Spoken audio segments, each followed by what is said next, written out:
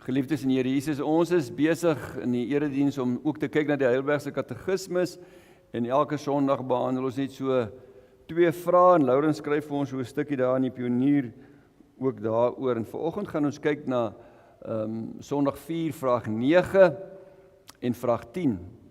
Doen God die mens dan nie onreg aan as hy in sy wet van hom eis wat hy tog nie kan doen nie? Goeie vraag. Want niemand kan die wet volmaak nakom nie. En dan die antwoord, nee, want God het die mens so geskep dat hy dit kon doen, Adam en Eva. Maar die mens het homself en sy hele nageslag as gevolg van die aanhitsing van die duiwel en deur moedswillige ongehoorsaamheid van hierdie gawes beroof. En daarom die wet, as hy voor jou staan en as 'n spieël en jy kyk in hom en sien jy net, jy kan dit nie volmaak doen nie. Veral as jy na die samevatting gaan wat sê jy moet die Here jou God lief hê met jou hele hart, met jou hele siel en jou hele verstand. En dan vraag 10, wil God hierdie ongehoorsaamheid en afval ongestraf laat bly? En dan die antwoord is nee, glad nie, inteendeel sy toorn is verskriklik sowel oor die erfsonde as oor die sonde wat ons self doen. Hy wil dit in die tyd en in die ewigheid met 'n regverdige oordeel straf. Hy het immers gesê, vervloek is elkeen wat nie bly in alles wat geskryf is in die boek van die wet om dit te doen nie. Nou, dis hier waar die evangelie ook inkom, die Here is absoluut regverdig, maar as jy nou die evangelies eindtyd lees, dan sien jy, dit is gestraf. Jesus is gestraf. En die vloek wat ons moes getref het vir Jesus getref. En as vir kinders van die Here is die wet nog steeds daar. En ons is baie keer allergies vir die wet. Maar Spurgeon het gesê, nou sukkel ek om daar te lees, ja, niks wat die Here vir ons in sy wet gee, dis nie wat ons vir ons 'n probleem gaan gee nie, wat vir ons hartseer gaan maak nie, wat vir ons ellende gaan bring nie. Dis wanneer ons die wet nie hou nie. Dis dan wanneer ellende en hartseer ons tref. En gaan kyk maar na die lewe, waar mense in absolute ellende gedompel word, is dit dood eenvoudig, net omdat hulle deur die wet te ongehoorsaam te wees, hulle self in ellende gedompel het. Ja, so die wet wys vir ons het vir Jesus nodig. Op daardie noot, kom ons sluit die oë en dan bid ons saam. Hemelse Vader, dankie dat ons in hierdie oggend voor U kan buig, voor U alwysheid, U almag, U alomteenwoordigheid, U grootheid. Ja Here, daar is soveel dinge wat ons nie verstaan nie. Maar wanneer ons voor U kom stil word, in die lig van die woord, dan begin dinge vir ons helderder en duidelik word. Ja, dan besef ons U is die skepper van die heelal, maar 'n genadige skepper, 'n heilige skepper, maar ook 'n genadige skepper wat ons in genade aansien deur U Seun Jesus Christus. Dankie dat ons vanoggend na U kan kom. Dankie dat U vir ons uitnooi. Dankie dat deur die bloed van Jesus ons tot U kan nader. Ons aanbid U, ons eer U, ons loof U, ons prys U. En ons wil ook bid dat U in hierdie oggend deur U woord met ons sal praat. Ja Here, ons kom dankie vir U goedheid. Ja Here, U wat so vir ons sorg, sonder dat ons dit verdien. Elke asemteug lug, elke druppel reën wat val, en ons dankie daarvoor, Here. En ook dat ons vir U kan ken bo alles. Ons bid dat U met ons sal praat deur U woord, dat U vir ons genadig sal wees. Ons bid dit om Jesus ontwil. Amen. Ons skriflesing vanoggend is Lukas 10 vanaf vers 38 tot 42. Ek lees vir ons saam met die 2020 vertaling. Ek sit die skerm vir u ook op die teks op die skerm. Terwyl hulle op reis was, dit is Jesus en sy disippels, as jy gaan lees in die konteks van die hele gedeelte, was Jesus en sy disippels op reis, het hy by 'n sekere dorpie gekom waar 'n vrou met die naam Martha hom as gas ontvang het. Sy het 'n suster met die naam Maria gehad, wat by die Here se voete gaan sit het om na sy woorde te luister. Maar Martha was besig met al die voorbereidings. Sy kom toe daar staan en sê, Here, pla dit U nie, dat my suster my alleen los om te bedien nie. Sê tog vir haar om my te help. Maar die Here antwoord haar, Martha, Martha, jy kwel en ontstel jou oor so baie dinge, maar net een ding is noodsaaklik. En Maria het die goeie deel gekies. Jy kan dit ook vertaal met beste. En dit sal nie van haar af weggeneem word nie. En daarom ons tema, kies jy om by Jesus se voete te sit. Kies jy om by Jesus se voete te sit. Geliefdes, vanoggend word elkeen van ons wat onsself as gelowiges beskou gekonfronteer met die vraag, kies jy om by Jesus se voete te sit? Eintlik kan ons dit eers in die verlede tyd stel, het jy al gekies om by die voete van Jesus te sit? Maar dis 'n vraag wat jy elke dag moet antwoord. Kies jy om by Jesus se voete te sit? Kom ek stel die vraag anders. Kies jy daagliks om tyd in Jesus se teenwoordigheid te spandeer? Kies jy daagliks om Jesus se woorde te hoor? Wat beteken dit prakties? Kies jy daagliks om bidtend Jesus se teenwoordigheid op te soek en jou hart met hom te deel en jou begeertes aan hom bekend te maak? Kies jy daagliks om bidtend sy woord te lees waardeur hy met jou praat?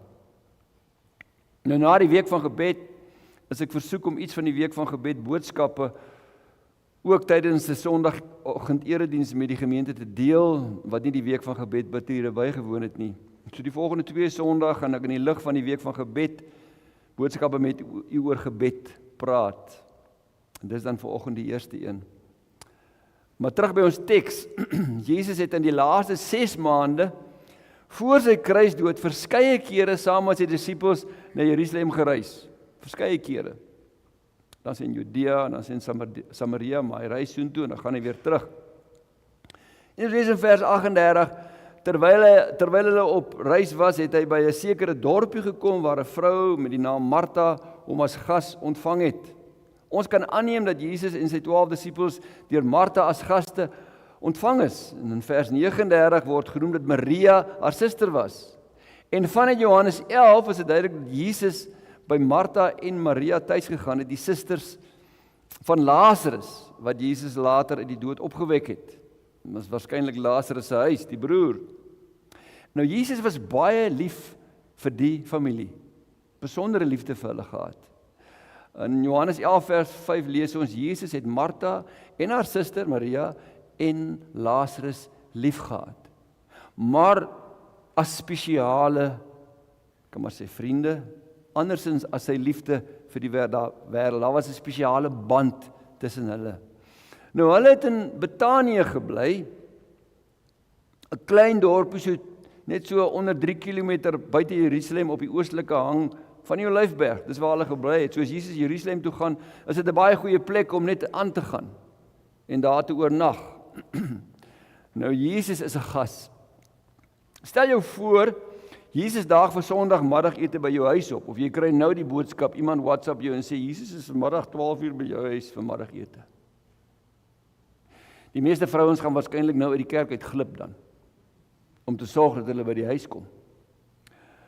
Dink aan die geskarrel om die beste vir hom voor te sit. En Martha, ja daar so daar kan julle sien Betanië, en waar Jerusalem en waar die tempel lê, net om die in perspektief te praat. Om in perspektief te sit. Dink aan die geskarrel om die beste vir Jesus voor te sit. Martha wil haar beste vir die Here Jesus voorsit. Sy is verantwoordelik as oudste vir die gasvryheid van die huis. Dit verstaan die huisvrouens baie goed. Baie moet gebeur. Al die voorbereidings en werk om 'n spesiale maaltyd voor te sit. Vir Martha is dit egter 'n vreugde om haar meester te bedien en te dien. Maar dan ontstel iets vir Martha. Tussen al haar bedrywighede raak sy onbewus van iets wat haar heeltemal omkrap. Nou dit ken ons mans ook. Dit is Maria, haar suster. Maria doen iets ongehoords in haar oë. Iets onvanpas. Maria gaan sit tussen die manne aan die voete van Jesus om elke woord in te dring. Sy wil niks mis nie. Haar liefde vir Jesus maak dat sy niks wil mis nie.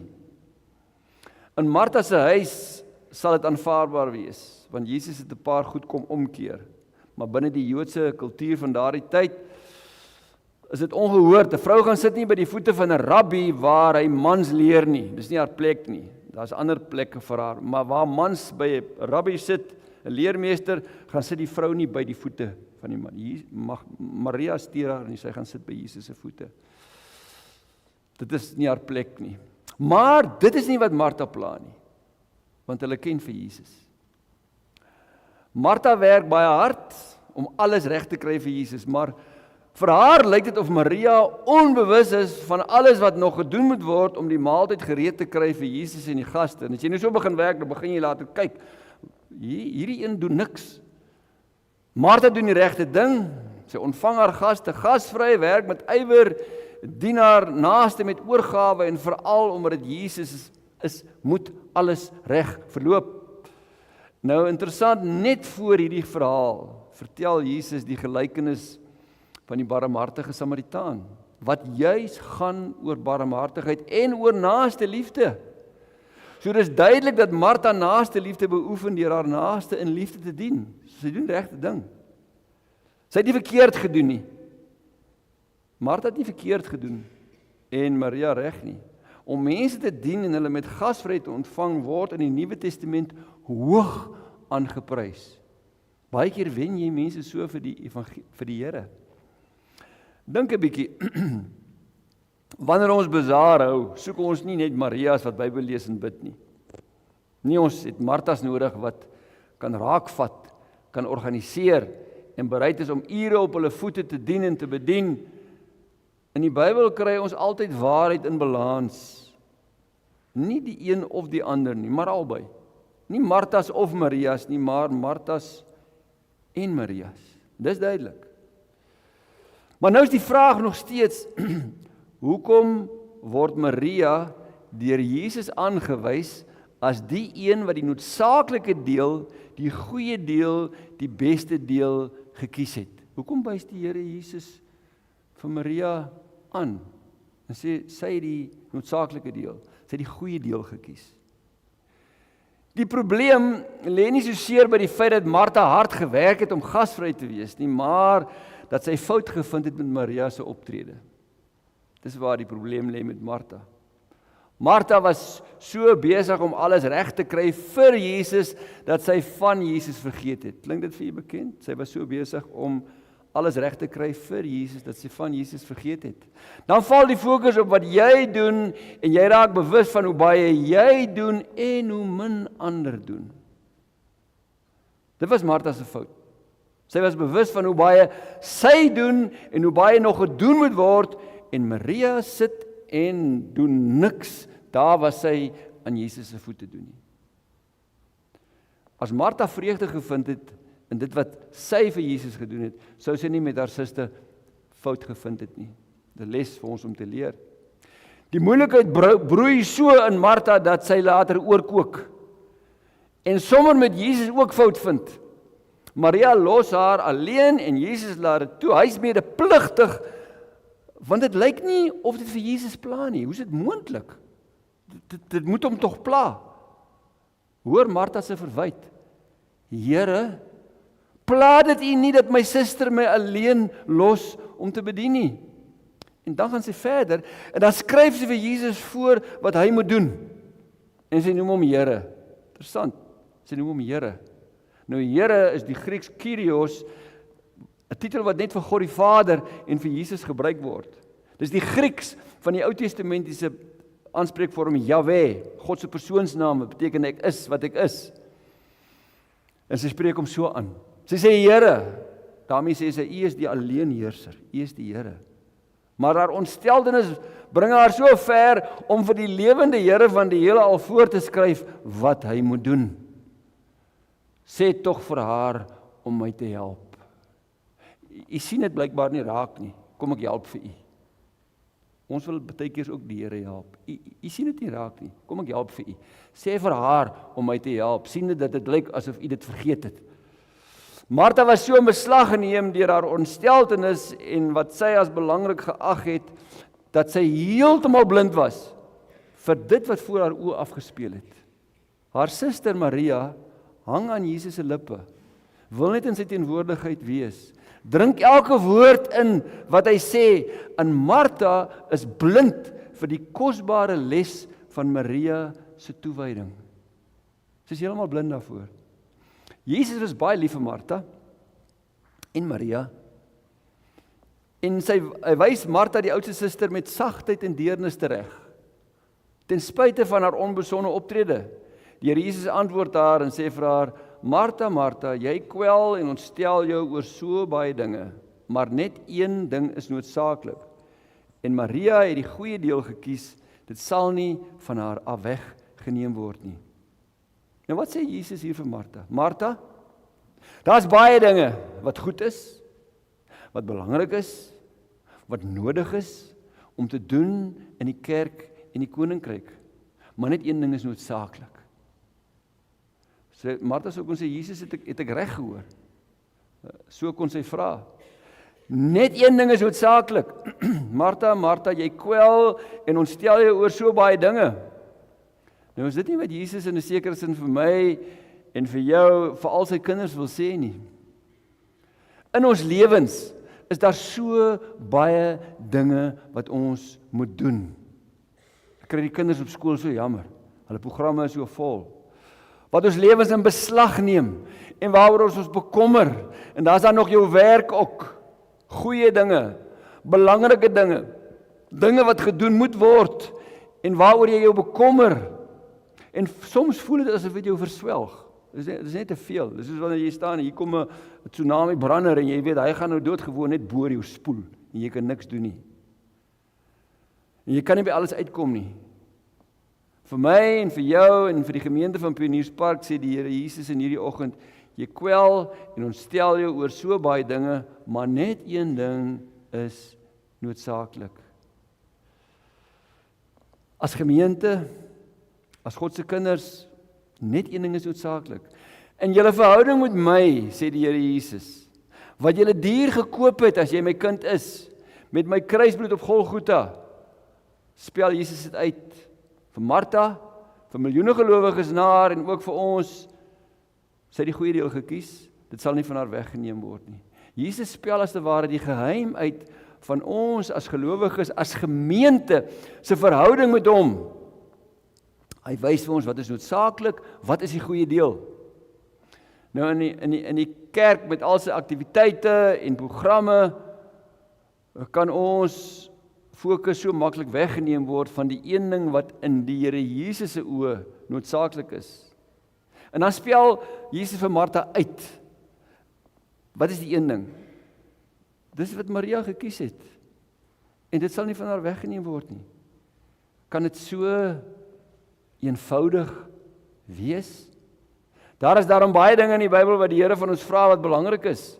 Nee, sê Jesus, net een ding is noodsaaklik. En hierdie een ding wat noodsaaklik is, die goeie deel wat Maria gekies het, sal nie van haar weggeneem word nie. En as jy dit kies, sal dit ook nie van jou al weggeneem word nie. Wat het Maria gekies? Wat het sy gekies? Wat dan so goed is en so noodsaaklik is, dat dit die enigste belangrike ding eintlik is. En die ander dinge val daarna in plek. Maria het gekies om te midde van alles wat rondom haar gebeur, haar tyd met die Here Jesus uit te koop. Maria het gesorg dat sy by Jesus se voete sit om in die teenwoordigheid te wees van die Here van die heelal. Maria het seker gemaak dat sy elke woord van Jesus duidelik hoor. Sy het alles ingedrink wat Jesus geleer het. Sy het seker gemaak sy doen dit. Hoekom het sy dit gedoen? Hoekom het Maria dit gedoen? Eintlik gee Jesus reeds die antwoord vir sy disippels toe hy kort tevore, voordat Jesus by Martha en Maria in huis gegaan het, het hy 'n geheimenisvolle waarheid bekend gemaak aan sy disippels. As jy nou net bietjie vorentoe lees, dan sien jy die gelykenis van die barmhartige Samaritaan, en net voor dit, dan praat die Here Jesus met sy disippels, en aan die einde daarvan sê hy vir hulle, Gelukkig is die oë wat sien wat julle sien, want ek sê vir julle, baie profete en konings sou graag wou sien wat julle sien, maar het nie gesien nie, en sou graag wou hoor wat julle hoor, en hulle het nie gehoor nie. En daarom sê Johannes in sy een brief, ons het hom gesien, ons het aan hom gevat, aan Jesus. Maria het presies geweet wie sy sien. Sy het presies geweet wie Jesus was. En daarom kon sy nie haar oë van hom afhaal nie. Ander het by Jesus verbygestap, maar het gemis wie hy is. En daarom het sy elke oomblik in sy teenwoordigheid geniet en sy woorde ingedrink, omdat sy geweet het wie Jesus is. Baie profete en konings van Israel sou graag vir Jesus van aangesig tot aangesig wou sien. Al die profete, Jesaja, Jeremia, wat hom voorspel het dat hy gaan kom, hulle sou hom so graag wou sien. Maar hulle het nie. Hulle het nie die voorreg gehad nie. Maria het die voorreg gehad en sy het dit besef. Maria het geweet, Jesus is die seun van die lewende God. As jy die evangelies lees, dan kom jy agter, sy het dit helder en duidelik gesien. Maria het geweet, Jesus is die opstanding en die lewe. En in hom alleen is die ewige onvernietigbare lewe by God. Sy het dit geweet. Daarom het sy geweet, sy moet by hom wees. Maria het geweet, Jesus is die weg en die waarheid en die lewe. En dat niemand by die Vader kan kom, behalwe deur hom nie. Sy het dit geweet. Alle ander dinge het vervaag by die aanskoue van Jesus. Maria het by Jesus se voete gaan sit, doof en blind vir alle ander dinge, wat in die vertrek gebeur, net om in sy teenwoordigheid te wees en in te drink alles wat hy sê. Maria het besef wat Paulus jare later aan die Kolossense skryf in Kolossense 2, God se geheimenis is Christus, en in hom is al die verborgde skatte van wysheid en kennis te vind. En daarom het Maria nie 'n oomblik laat verbygaan om by Jesus te wees nie. En as sy by hom gekom het, was sy elke slag by sy voete. Jesus het dit geweet. Dis hoekom hy dit vir sy disippels ook gesê het. En daarom het hy vir Martha daarop gewys dat net een ding noodsaaklik is. Daar is net een saak wat die hoogste prioriteit is. En dis die goeie deel wat Maria gekies het, om met onverdeelde aandag, liefde en toewyding by Jesus se voete te gaan sit in sy teenwoordigheid en te hoor wat hy sê. Nou as ons terugblaai in die Ou Testament, sien ons daar Ou Testament gelowiges wat Maria se geheim gedeel het en ook die goeie deel gekies het. Ook hulle het die een noodsaaklike ding gedoen, alhoewel hulle nie vir Jesus in persoon kon sien nie, om God se teenwoordigheid op te soek in gebed. En een so 'n man was Dawid. Dis hoekom die Here gesê het hy's 'n man na God se hart, ten spyte van sy foute. In Psalm 16 getuig Dawid, nou hoor mooi wat sê Dawid, hy sê, ek het vir die Here gesê, U is my Heer, buiten U is daar vir my niks goeds nie. Here my erfdeel. Die meetsnoer het vir my in lieflike plekke geval, my erfenis is vir my mooi. Wat is 'n erfenis? Dis die Here. U wys my die pad van die lewe, oorvloedige vreugde in U teenwoordigheid.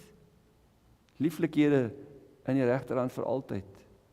Dawid het vir God beleef, sy teenwoordigheid beleef in die Ou Testament. Dan Psalm 27 getuig Dawid van een noodsaaklike ding, wat hy van die Here gevra het. Dink aan die een ding wat die Here vir Martha sê. Een ding, sê Dawid, het ek van die Here gevra, en dit sal ek bly nastreef, om al die dae van my lewe in die huis van die Here te woon, in die tempel waar hulle God se teenwoordigheid op 'n spesiale manier ervaar het, om die lieflikhede van die Here te aanskou en daaroor na te dink in sy tempel, om by hom te wees, Psalm 63 getuig Dawid van sy begeerte om God se teenwoordigheid te ervaar. Ek het uitgesien na U in die heiligdom om U krag en glorieryke teenwoordigheid te ervaar, want U troue liefde is beter as die lewe. Beter as die lewe. En hy was die koning uit als gehad. In die skaduwee van U vlerke jubel ek, my diepste wese is aan U verknog. U regterhand ondersteun my. Die taal van Dawid in die Ou Testament. Daarom was Dawid 'n man na God se hart. Soos Maria het Dawid ook die een noodsaaklike ding gedoen en die goeie deel gekies, naamlik om bo alles die Here se teenwoordigheid op te soek in gebed en aanbidding. 'n Laaste voorbeeld wat herinner aan Maria is in Psalm 73 getuig Asaf dat hy niks anders begeer as om by die Here te wees nie. Wie is daar vir my in die hemel? As ek by U is, begeer ek niks op aarde nie. Dis Maria. Maar wat my betref, die nabyheid van God is vir my goed. Ek het my Heer, die Heer, my skuilplek gemaak, sodat ek van al U werk kan vertel. As U hierdie psalms lees, resoneer dit in U hart, dat dit is wat U begeer. Is dit waar van U geestelike lewe? Is dit waar van my geestelike lewe? Geliefdes, as die Here vanoggend na jou verhouding met hom kyk, jou stilte tyd, jou gebedslewe, jou biduur bywoning, jou erediens bywoning, en dit wat jy vir hom doen, wat sal hy vir jou sê? Wat sal hy vanoggend vir my sê? Wat gaan hy vir jou sê? Jy kwel, nee, kan jy maar jou naam invoeg waar hy moet wees, jy kwel en ontstel jou oor so baie dinge, maar net een ding is noodsaaklik. Of gaan hy vir jou sê, jy het die goeie deel gekies, dit sal nie van jou af weggeneem word nie. Miskien wil jy vra, maar wat beteken vandag prakties om soos Maria aan die Here Jesus se voete te sit, sy teenwoordigheid te geniet en elke woord in te drink? Want hy is tog mos nou nie hier nie. Hy is nie fisies hier nie. As Jesus vanoggend in liggaam hier by ons erediens sou wees, sou Pionierspark se kerk te klein gewees het vir almal wat hom wou sien. En die meeste sou naby aan hom wou kom. Ook die wat nooit kerk toe kom, sou hier gewees het om hom te sien. En wat wou gee hom soos Maria aan sy voete te sit en net aan hom te vat? Geliefdes, die disippels het na die Here Jesus se opstanding geweet, hulle kan nie meer fisies in Jesus se teenwoordigheid wees nie. Hulle het dit geweet. Want in Johannes 14 vers 18 sê Jesus vir sy disippels, ek sê julle, ek sal julle nie as weeskinders agterlaat nie. Ek kom weer na julle toe. Nou na die uitstorting van die Heilige Gees, het die disippels en die eerste Christene geleef in die werklikheid, dat die opgestaane Here Jesus by hulle en in hulle is deur sy Gees. En wanneer hulle in persoonlike en gesamentlike gebed die aangesig van die Here gesoek het, was Jesus se teenwoordigheid, en dis baie belangrik, die Here Jesus se teenwoordigheid was vir hulle net so groot werklikheid soos vir Maria wat by Jesus se voete gesit het. As jy deur Handelinge lees, dan sien jy, dit was vir hulle 'n realiteit. Daarom was persoonlike en gesamentlike gebed en die biddende lees en die hoor van God se woord van die begin af vir die disippels en eerste Christene ononderhandelbaar. Dwars deur die Bybel. Die fokus wat Jesus daar uitspel, spel hulle ook uit. En daarom dat die apostels in Handelinge 6, 7 geesvervulde manne aangewys het om die versorging van die Grieksprekende weduwees te behartig, die barmhartigheidswerk, sodat hulle die een ding wat noodsaaklik was kon doen, en dan sê Petrus, ons sal dan al ons aandag aan gebed en die bediening van die woord bly gee. Presies, die een ding, die beste ding, die noodsaaklike ding, wat Jesus vir Maria gesê het. Die eerste Christene se lewe was gegrondves en gebou op die een ding wat vir die Here Jesus noodsaaklik was. Gemeenskap met Christus deur gebed, asook die biddende luister na en die lees van God se woord. Op hulle knieë het hulle genade ontvang om staande te bly wanneer hulle wreed vervolg is. Lees maar. Op hulle knieë het hulle wysheid ontvang om God se wil te onderskei en te doen. Op hulle knieë het hulle krag ontvang om die Here se werk in gehoorsaamheid te doen. En nou wil ek net 3 voorbeelde wys. Nadat Johannes en Petrus uit die tronk vrygelaat is en die gemeente bang was, die fariseërs het hulle gegeesel en hulle gesê, julle mag nie verder praat in Jesus se naam nie, dan bid die gemeente en dan kom Johannes en Petrus en bid saam met hulle en dan lees ons, terwyl hulle gebid het, is almal vervul met die Heilige Gees en het die woord van God met vrymoedigheid verkondig. Gebed, die woord van God. In Handelinge 10 vers 9 kry Petrus 'n opdrag van God, terwyl hy bid. Wanneer bid hy? 12 uur die middag, lees ons, Hy was daar in Joppe. Die volgende dag, teen 12:00 die middag, het Petrus opgegaan na die dakstoep van die huis om te bid. En daar in Joppe het die Here vir Petrus gewys om na Caesarea te gaan, waar hy die evangelie aan Cornelius, die Romeinse hoofman, oor hom moes verkondig. Daar ontvang hy die opdrag om na heidense huis toe te gaan en die evangelie te verkondig, terwyl hy bid. In Handelinge 13, volgende voorbeeld, gee die Heilige Gees vir die leiers van die gemeente in Antiochië opdrag, terwyl hulle vas en bid. Die leiers is besig om te vas en te bid. Dan lees ons, toe hulle besig was om die Here te dien en te vas, het die Heilige Gees vir hulle gesê, sonder Barnabas en Saulus vir my af vir die werk waartoe ek hulle geroep het. Toe die gemeente klaar gevas en gebid het hulle die hande opgelê en weggestuur. Paulus se sendingreise is gebore in 'n gebedsbyeenkoms deur die leiding van die Heilige Gees. Dit het nie gebeur deur slim strategiese beplanning aanvanklik nie. Daar was wel slim strategiese beplanning betrokke gewees. Maar dis nie waar dit ontstaan het nie. Dit het ontstaan in 'n gebedsbyeenkoms. Geliefdes, om aan die Here Jesus se voete te sit en sy teenwoordigheid op te soek in gebed en te wag op sy leiding uit God se woord was die hart van die eerste Christene se geloofslewe. Dis vandag nog net so van toepassing vir elke gemeente en kind van God. Is my binnekamerlewe met Jesus, en dis 'n vraag vir lidmate en vir 'n gemeente, die hoogste prioriteit in my lewe? Is gesamentlike gebed en binnekamer gebedslewe die eenkamer van die gemeente en my geloofslewe? Daar waar die krag vandaan kom. As jy daai engines afsit, dan gaan staan alles. Of is my binnekamerlewe en die gebedslewe in die gemeente die gastekamer? Gastekamer is verskriklik mooi, maar jy kom nie daar nie. Jy slaap nooit daar nie. Jy reserveer dit vir gaste. Hulle kan maar kom, hulle kan bid. Maar dis nie vir my nie. Is gebed die gastekamer van jou lewe of van die gemeente? Martin Luther het in midde van sy druk werksprogram tydens die reformatie een keer op 'n vraag oor sy planne vir die dag was het hy geantwoord. Nou moet ek net sê, Martin Luther het 'n redelike druk werksprogram gehad. Gaan kyk wat het hy als geskryf. Hy het die Bybel uit Grieks uit in Duits vertaal in 1 jaar. En dan het hy boeke en boeke geskryf, en hy was betrokke, het baie werk gehad, geweldige klomp goed wat hy gedoen het, en hy het nie 'n rekenaar gehad, hy het met 'n pen geskryf, met 'n veer waarskynlik, en hulle vra vir hom, wat is sy planne vir die dag? En toe antwoord Martin Luther, toe sê hy, ek het soveel om te doen, dat ek die eerste 3 uur in gebed sal deurbring. Ek het soveel om te doen, en hy het baie meer gedoen as wat ek of jy ooit in ons lewe gaan regkry. Dat ek 3 uur in gebed sal deurbring. Hoekom so lank bid? Die baie dinge gaan nie minder word nie, hulle gaan dalk net meer word. En weet jy wat gebeur as jy nie bid nie?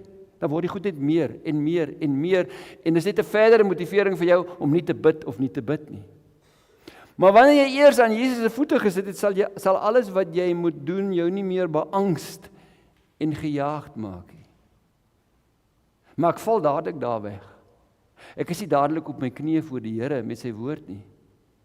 En dan begin ek rondhardloop, en hoe meer ek rondhardloop, word ek rondgejaag deur 'n klomp goed wat ek moet doen.